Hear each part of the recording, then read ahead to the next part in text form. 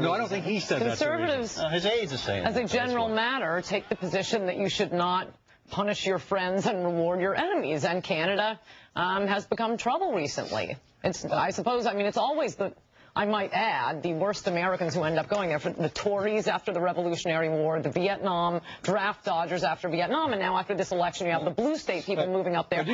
Also something called, when you're allowed to exist on the same continent as the United States of America, protecting you with a nuclear shield around you, you're polite and you support us when we've been attacked on our own soil. Let me just remind everybody. They violated that protocol.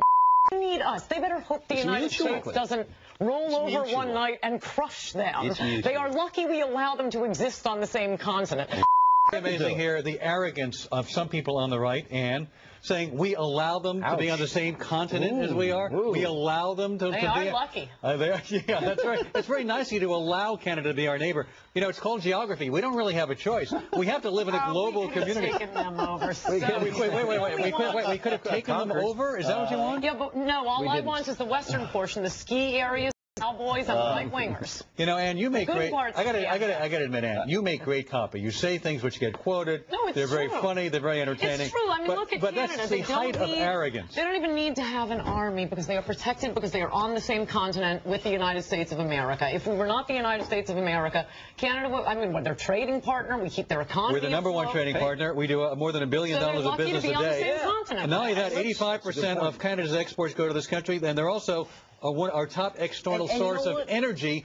We need each other. And you know what else? It's one of the countries that we actually get along with pretty well. Right. You know, it helps both of us. We did. No, it helps. It continues. It helps both of us. We share a lot of culture and a lot of interest. Why do we want to have to ridicule them and be deeply offended if they disagree with us on something else I want to point out. Because they speak French. There's something else I want to point out about the French, because it's very fashionable again on your side to denounce the French. We like the English-speaking Canadians. Is it?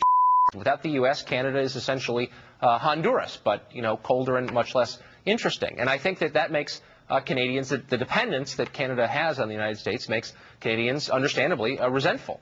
Carolyn Parrish, those are fighting words. Oh, Tucker, you're way out to lunch on this one, my friend. Most of the top 6 things you buy from us are raw materials, hydro, gas, oil.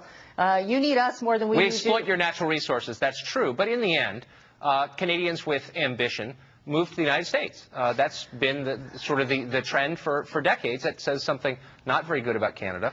And I think it makes Canadians feel bad about themselves. No, and I understand that. I don't.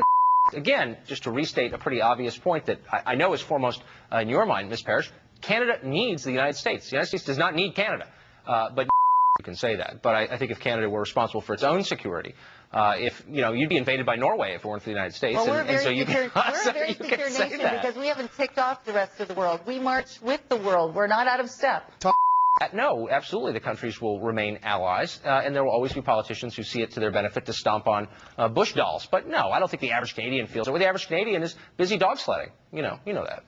You know, a lot of that's such a caricature, and you have to understand from this lowly backbencher that shouldn't even be on your show. I am of total insignificance within my own party and within the country. You are sure putting up a lot of fuss and putting a lot of attention on this. It shows a very weak ego, in my opinion. I think if you're as strong as you say you are, anything I've got to say can't hurt you.